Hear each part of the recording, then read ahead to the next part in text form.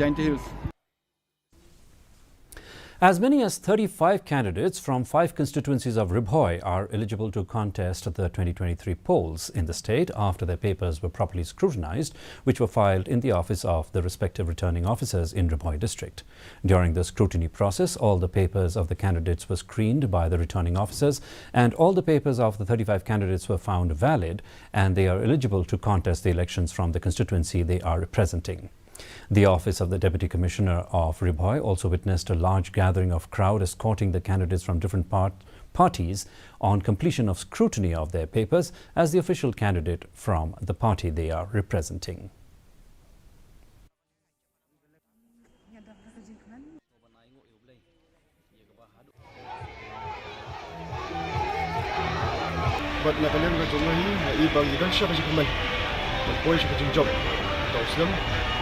Ini berkaiba